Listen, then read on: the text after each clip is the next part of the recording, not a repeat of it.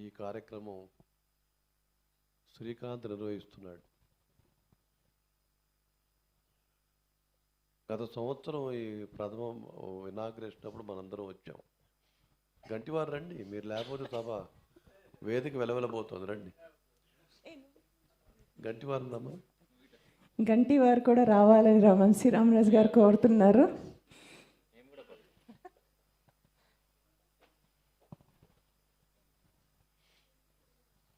ఇవాళ ఇది ఒక అద్భుతమైనటువంటి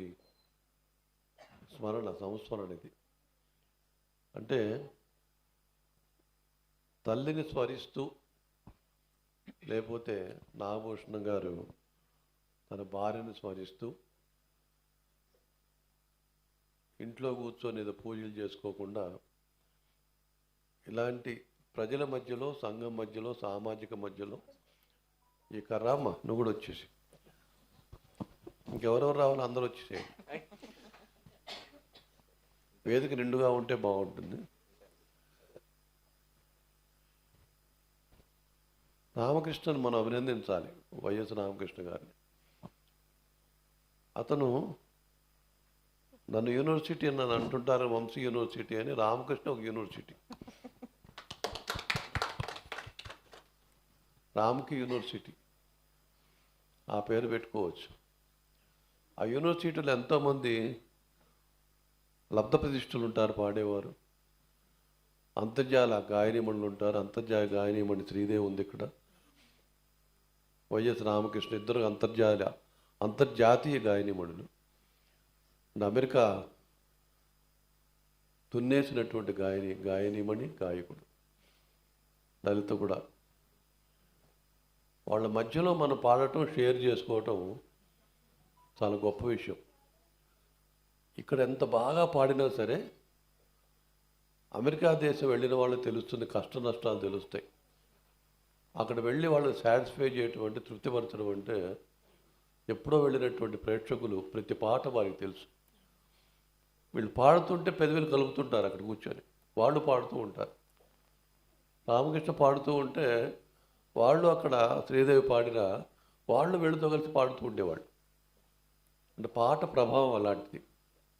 గాలి ఎంత వీస్తుందో, గాలికి పాట కలిసిపోయే గాలిలో ఆ పాట మనకు ప్రాణం పోస్తుంది. మిత్రులారా, ఈ మధ్య నేను ఒక స్కీమ్ పెట్టుకున్నా, చిన్న scheme. Ghantasala international foundation trust నాకు ఒకటి ఉంది.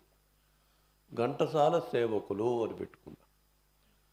ఘంటసాల సేవకులుగా చేరండి అని ఏమిటయ్యా సేవకులుగా చేరితే గొప్ప ఏమిటంటే, పాటలు పాడటానికి కోసం కాదు, ఆయనకు అభిషేకాలు చేయాలి, అన్నం పెట్టాలి, బట్టలు కట్టాలి, ఆయన కావలసిన కిరీటం పెట్టాలి. నాకు 75 సంవత్సరాలు, మంచి వయసులో ఉన్నప్పుడు, 22 ఏళ్ళ వయసులో ఉన్నప్పుడు ఈ దీంట్లో దిగా నేను. 50 సంవత్సరాలు పైగా ఈ కార్యక్రమాలు చేస్తూ ఉన్నా. అంటే మనిషి నిగరగలాడుతూ శక్తి క్షీణిస్తుందన్నమాట. ఈ క్షీణించే వయసులో ఘంటసాల గారి గుడిగట్టిన వాడిని ఆచంద్రానికి ఉండిపోవాలి కాబట్టి ఘంటసాల సేవకులు అన్న. ఘంటసాల సేవకులుగా చేరిన వారికి ఘంటసాల గారు అన్నారు, ఆయనతో మాట్లాడుతూ ఉంటాను నేను, ఆయన బొమ్మ దగ్గర నుంచి. ఇప్పుడు ఇవాళ శ్రీకాంత్ వాళ్ళ అమ్మ వెనక ఫోటో వేశారు, నాగభూషణం గారు ఆయన భార్య ఫోటో వెనకుంది.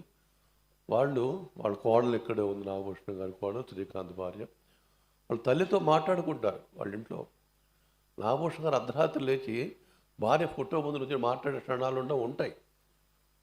అంటే ఆ అనుభవాలు, వాళ్ళతో ఉన్నటువంటి పంచుకున్నటువంటి అనుబంధం కానీ మాట్లాడుకుంటుంటాం. అంటే మనమే ఒక గాంధీ మహాత్ముడిని, అంబేద్కర్ గారిని ఆ ఫోటోలు అలా పెట్టినప్పుడు మనం కూడా కొన్ని విషయాలు వాళ్ళతో మాట్లాడుతూ ఉంటాం. మరి రక్త సంబంధికులతో మనం మాట్లాడుతూనే ఉంటాం. మాట మనకి వాళ్ళతో మాట్లాడుతూ ఉంటేనే మనకి ఆ స్పర్శితాలు గొప్పదన్నమాట. అలాగే ఘంటసాల గారు అడిగారు, సరేనయ్యా ఘంటసాల సేవకులు అన్నావు, మరేమిటి అన్నాడు.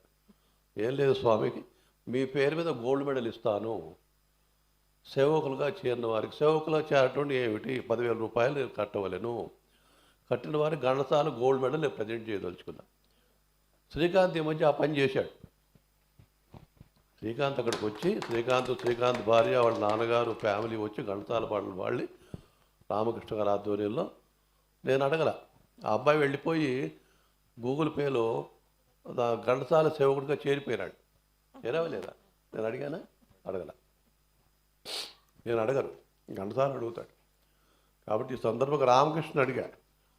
రామకృష్ణ గారికి ఫోన్ చేసి, రామకృష్ణ తెలియకుండా ఏ పని చేయను నేను, ఏ పని నేను చేయను అంటే ఈ పాటల వాళ్ళ వరకు, మిగతా పనులు నేను చేసుకుంటా. రామకృష్ణ అడిగాను, ఇట్లా ఘంటసాల సేవకుడుగా చేరాడు శ్రీకాంత్, అతనికి నేను ఘంటసాల స్వర్ణపత్రిక వాళ్ళు బహుకరించదలుచుకున్నాను అని అడిగాను. బహుకరించండి అన్నాడు. రామకృష్ణ ఒప్పుకున్నాడు. అది శ్రీకాంత్ తెలియదు, నాగభూషణం గారికి తెలియదు, శ్రీకాంత్ భార్యకి తెలియదు, మన రాజగోపాల్ గారికి తెలియదు, రాజగోపాల్ గారి భార్యకి తెలియదు. అంటే ఒక సంస్థ రన్ చేయాలంటే మహాసంస్థలు ఇవన్నీ కూడా ఎంప్లాయ్మెంట్ క్రియేట్ చేశాను, పిఎఫ్లు కడుతున్నాను అంటే ఎంతమందికి ఇంట్లో వాళ్ళు భోజనం చేయడానికి ఎంతమంది సహకరించాను. ఎంప్లాయ్మెంట్ క్రియేషన్ అంటే ఈ డబ్బులన్నీ కూడా ప్రజల నుంచి వచ్చిన డబ్బులే, నా సొంత డబ్బేం కాదు.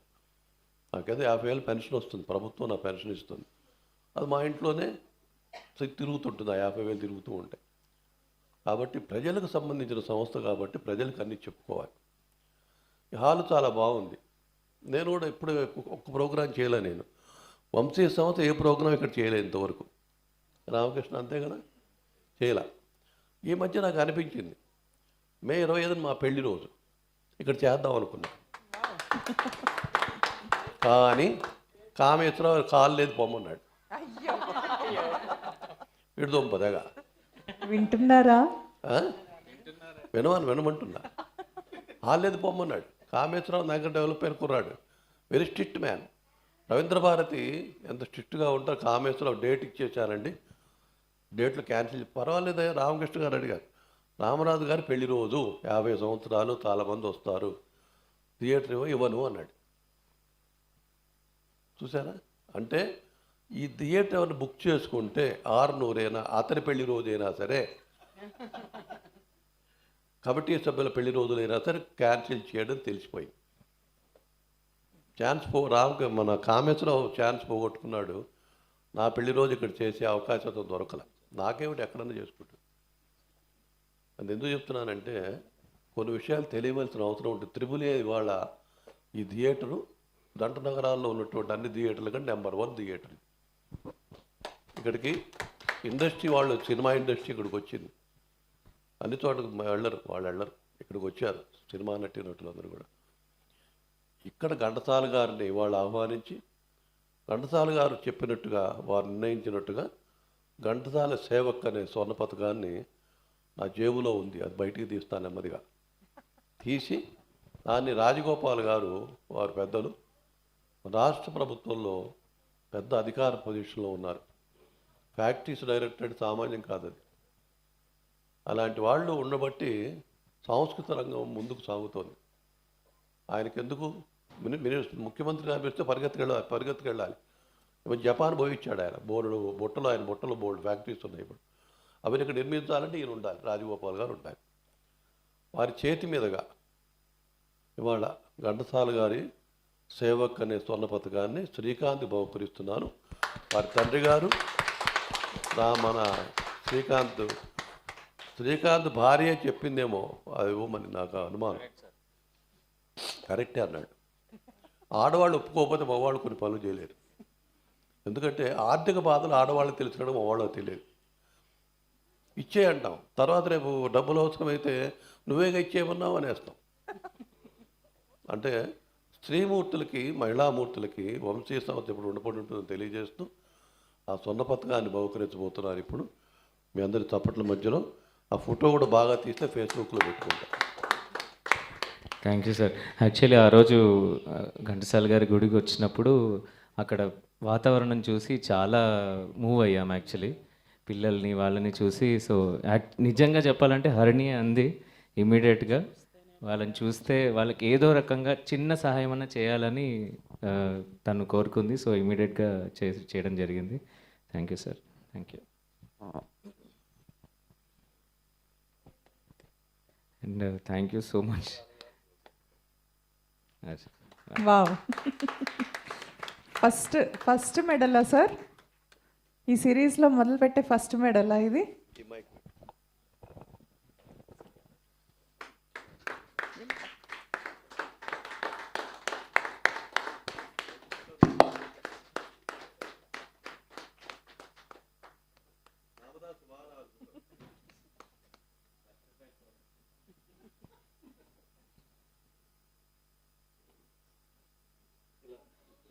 ఉండండి ఒక నిమిషం సార్, ఒక నిమిషం.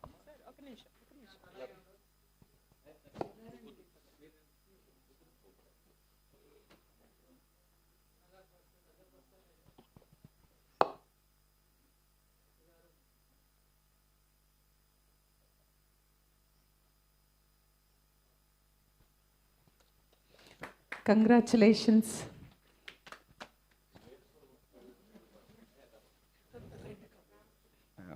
పెద్దలు శ్రీ రామరాజు గారు, మనకి వంశీ రామరాజు గారు, రఘురామ్ గారు కూడా వచ్చి వెళ్ళారంటున్నారు. సో వీళ్ళంతా మనని పెద్దవాళ్ళు మనకు ఆశీర్వదిస్తుంటారు.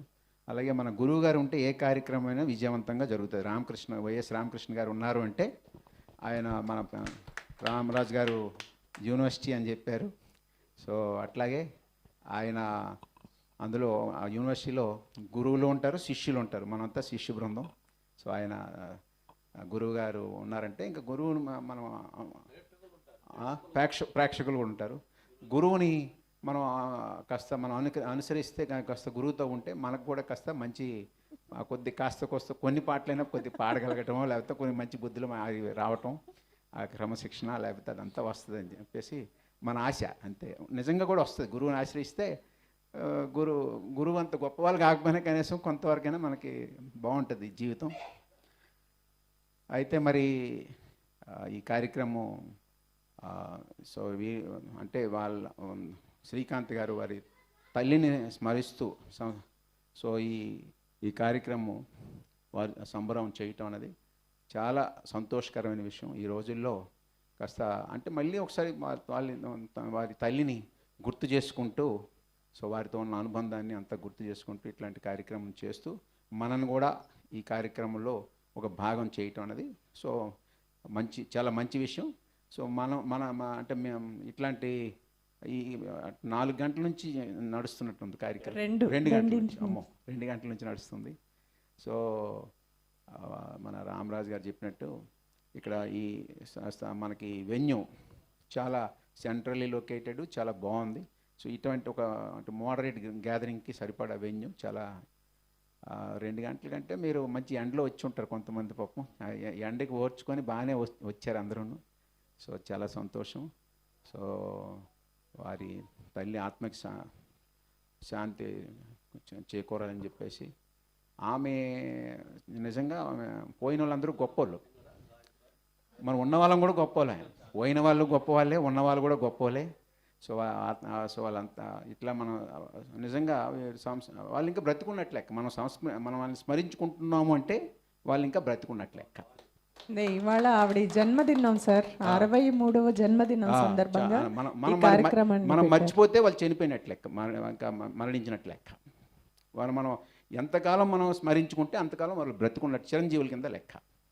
అలాగే మరి కళాకారులంతా చాలా ఇట్లాంటి కార్యక్రమం చేసినప్పుడు మనందరం వచ్చామంటే వాళ్ళు చాలా సంతోషిస్తారు. యాక్చువల్గా ఇప్పుడు వాళ్ళు ఇంట్లో వాళ్ళు ఏదో కార్యక్రమం చేసుకుంటే ఇంత ఆనందం ఉండదు.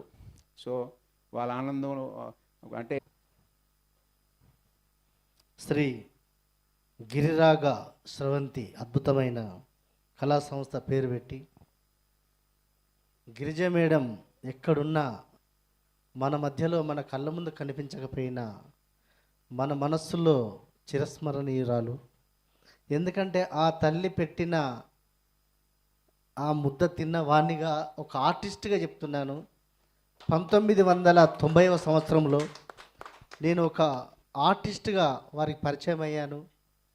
వాళ్ళ ఇంట్లో ఒక మెంబర్ లాగా కలిసి మెలిసి ఉన్నవాడిని. నేను చేసే కార్యక్రమాలకి అద్భుతమైన ప్రోత్సాహాన్ని ఆ దంపతులు నాగభూషణం గిరిజ గారు ఇచ్చిన ఆ ప్రోత్సాహాన్ని నేను ఎప్పుడు మర్చిపోలేను. శ్రీకాంత్ అప్పుడు చాలా చిన్నవాడు, కీబోర్డు నేర్చుకుంటాడు, డ్యాన్స్ నేర్చుకుంటాడు, ఆర్ట్ నేర్చుకుంటాడు, నేర్చుకోలేదంటే ఏం లేదు. కానీ డ్యాన్స్ రంగంలో నేను చెప్పిన ప్రతి మెలకువలు నేర్చుకొని ఆ చిన్న ఏజ్లో అఖిల భారత స్థాయిలో నాట్యరాజ్ అవార్డును గెలుపొంది, అది చిరుకలూరుపేటలో. ఆ రోజుల్లో ఉభయ తెలుగు రాష్ట్రాలలో ఏకైక సంస్థ కళానిలయం. పరగడ రాజమోహన్ రావు గారు ఇప్పుడు చేస్తున్నాడు 49వ వార్షికోత్సవం.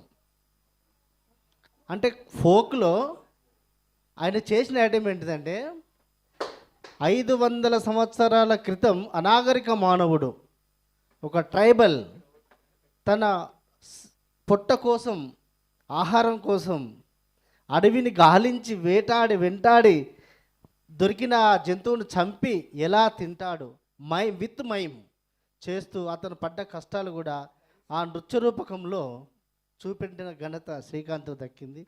ఆ రోజుల్లో ఆ వేదిక పైన ఉన్నటువంటి గొప్ప గొప్ప అతిరథ మహారాజులందరూ నాట్యరాజు అవార్డు ఇచ్చారు. అప్పుడు సీడీలు, క్యాసెట్లు ఇలాంటి ఏమీ లేవు. నేను పాడాలి, ప్లే చేయాలి, అతను ఆడాలి, ద ఒరిజినల్ టాలెంట్. అలాంటి స్థాయి నుంచి నేను అసలు నమ్మలేకపోతున్నాను. నా సర్వీస్లో 40 సంవత్సరాల నా కళారంగంలో ఎంతోమంది సింగర్స్ని నేను చూశాను, మహా వాళ్ళని చూశాను. ఈరోజు నా శిష్యుడు అద్భుతమైన గాయకుడిగా నా కళ్ళ ముందు నిలబడేసరికి అసలు ఆ సంతోషం నేను చెప్పలేనిది. వారి తల్లిదండ్రులు వారి ఇంట్లో ఒక వెలసిన ఆణిముత్యమే కాదు, కళా ఆణిముత్యం. అది ఈరోజే కాదు, ఎన్ని తరాలకు మర్చిపోలేని అద్భుతమైన సింగర్గా తయారయ్యాడు. వారికి నేర్పించిన గురువులకు నా కళాభివందనాలు. ఎవరైనా సరే కళాకారుడికి ప్రోత్సాహం అనేది ఉంటే ఇంత అంత కాదు, ఎంతకైనా ఎదగచ్చు. రామకృష్ణ గారు పాడుతూ ఉంటే మొత్తం సైలెంట్ అయిపోతారు. ఎందుకంటే ఆ పాటలో పాడే ఆ భావాన్ని వ్యక్తీకరించడం ఎవరి వల్ల కాదు. రామకృష్ణ గారి గొంతు అంత బాగుంటుంది. ఒక ఎస్పి బాలసుబ్రహ్మణ్యం పాడితే, ఒక జేసాస్ పాడితే ఎంత బాగుంటుందో, మా శ్రీకాంత్ గారు కూడా ఆ స్థాయికి రావాలని నేను కోరుకుంటున్నాను. మొన్న ఈ మధ్యలో భైరవ దీపం ఒక పాట పాడాడు, మహా అద్భుతం, చాలా బాగుంది. ఏమో చెప్పలేం. నా శిష్యునికి నేనే ఒక గొప్ప విలువైన సన్మాన మహోత్సవాన్ని అతి త్వరలో అందించాలని నాకు ఉంది. నిజంగా నాగభూషణం గారు, గిరిజా మేడం గారి ప్రతి పుట్టినరోజు ఈ వేదిక పైన ప్రతి సంవత్సరం చేయాలి. వర్ధంతి మాత్రము ఎక్కడ చేయొద్దు, నేను ముఖ్యంగా చెప్పేది. ఎందుకంటే ఆమె ఎప్పుడు మన మనసులో ఉంటుంది, అందరి మధ్య ఉంటుంది. ఫస్ట్ చీఫ్ గెస్ట్ ఆమె. ఆ కుర్చీ కూడా ఖాళీ ఆమె కూర్చుంది. ఎందుకంటే వాస్తవంగా చెప్పాలంటే కళాకారులందరికీ ఆశీర్వచనాలు ఇచ్చి అద్భుతంగా ప్రోత్సహించిన వాళ్ళు అందరు చిరస్మరణీయులే. Thank you so much sir. మీరు చెప్పినట్టు నేనన్న మాకు చాలా మంచి మాట మీరు కూడా చెప్పింది. తలుచుకున్నంత కాలం వాళ్ళు మన దగ్గర ఉన్నట్టే. అలాంటి తల్లిని ఇప్పటికీ భావోద్వేగానికి గురవుతూ ఉంటాడు. నేను తల్లి గురించి ఏ పాట పాడినా చోక్ అయిపోతుంది, వాయిస్ రాదు బయటికి. ఇటీవలి కాలంలో ఒక పాట యేసుదాస్ గారు పాడిన చాలా ఇష్టమైన పాట నాకు అది. కానీ నా ఇదేమిటంటే అది ఎప్పుడు పాడినా నేను బ్రేక్ డౌన్ అయిపోతుంటా స్టేజ్ మీద. అది ఎప్పటికైనా అలా పాడగలనా పూర్తిగా అని కూడా నాకు తెలియదు. అలాగే ఇప్పుడు మా ఇద్దరిలో చాలా సిమిలారిటీస్ ఉన్నాయి. ఎందుకంటే మీ ఇద్దరం 15 మేనే పుట్టాం. కోయిన్సిడెన్స్ చూడండి, ఇద్దరం ఒకే రోజు పుట్టాం. సంవత్సరాల డిఫరెన్స్, నాకంటే 10 ఏళ్ళు చిన్న అనుకోండి. కానీ ఒకే డేట్న పుట్టాము మేము ఇద్దరం కూడా. నేను మా అమ్మని ఎలా తలుచుకుంటానో తను అలాగే తలుచుకుంటూ ఉంటాడు. అంటే చాలా సిమిలారిటీస్ అనిపిస్తుంది అనమాట. అందుకేనేమో ఇంకొంచెం దగ్గర అయ్యాం ఆయనకి. ఇంట్లో ఏంటంటే లలితను వీళ్ళందరూ వాడు అనే స్థాయికి కూడా ఉంటాడు మాకు. అంటే ఇతను చూస్తే మాకు మా కౌశిక్, మా బాలాదిత్య వాళ్ళ ఈడువాడే. సో మా ఇంట్లో వాళ్ళని చూసినట్లే అనిపిస్తుంది తను చూసినా కూడా. సో ఏ రోజు కూడా ఒక బయట వ్యక్తను లేకపోతే ఏదో అదన్నీ కాక నాతో ఇంత ఉన్నప్పటి నుంచి పాడుతున్నాడు ఆయన. అది తారా ఆర్ట్స్ అకాడమీలో చిన్నప్పుడు నృత్యం చేస్తే వైఎస్ రామకృష్ణ గారు, నేను కిరాతార్జునేయం పాడితే వీళ్ళిద్దరు కోరస్ పాడారు. ఇంతున్నాడు అప్పుడు, ఇంతే ఉన్నాడు. నా దగ్గర వీడియో కూడా ఉంది. అది వేటూరు సుందరరామూర్తి గారికి సత్కారం చేసామండి మేము. తెలుగు యూనివర్సిటీలో ఆయనకి డాక్టరేటో లేకపోతే ఏదో వచ్చినందుకు చేస్తే తనికేళ్ల భరణి, కె విశ్వనాథ్ వీళ్ళందరూ వచ్చారు. వాళ్ళందరూ ఎదుర్కొండా ఆర్కెస్ట్రాతో పాటలు పాడాం. అప్పుడు వారి పరిచయం మాకు నాగభూషణ్. అప్పుడు మేమంతా కలిసి కిరాతార్జున ఆయన పాటలు ఈయన కూడా వచ్చారు అప్పుడు అనుకుంటే ఎవరు అంటే మొత్తానికి విశ్వనాథ్ గారు వచ్చారు, ఆయన పాటలన్నీ పాడాం. అప్పటి నుంచి తెలుసు నాకు శ్రీకాంత్, అంటే ఒక కుటుంబ సభ్యుడు అని చెప్పడం అనమాట. ఈ రోజున నిన్న ఆయన ఫోన్ చేసి ఇలా గోల్డ్ మెడల్ ఇస్తానంటే బ్రహ్మాండం ఉంది, చాలా అద్భుతంగా ఉంటుంది, మరి వాళ్ళ స్టేజ్ మీద ఇవ్వచ్చా అని అడిగారు. ఏం పర్లేదండి, మీరు ఆయనకి మీకు ఎనీ వైల్డ్ కార్డ్ ఎంట్రీ మీకు ఎక్కడైనా ఉంటుంది, ఏ స్టేజ్ మీద. సో ఇవ్వచ్చు, తప్పకుండా ఇవ్వండి, అది చాలా మంచి పని చేస్తున్నారని చెప్పి వారిని అభినందించడం కూడా జరిగింది. సో ఈరోజు గోల్డ్ మెడల్స్, ఇలాంటి గోల్డ్ మెడల్స్ ఎన్నో ఎన్నో ఎన్నో ఎన్నో ఇంకా బోల్డ్ ఫ్యూచర్ ఉంది. ఎంతో అద్భుతంగా పాడతాడు, ఏ పాట అయినా సరే నిష్టగా నేర్చుకుని చాలా నిష్టగా పాడతాడు.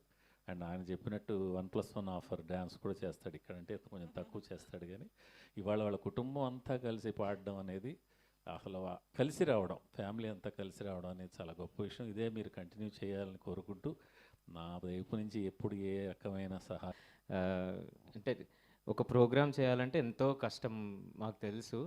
వీణక్క సపోర్ట్ కానీ, బాబాయ్ గారి సపోర్ట్ కానీ, అందరి సపోర్ట్ లేకపోతే it is not at all possible. So thanks to each and every one for supporting us and making this event a grand success. So ఈరోజు ఈ కార్యక్రమాన్ని ఆశీర్వదించడానికి వచ్చేసిన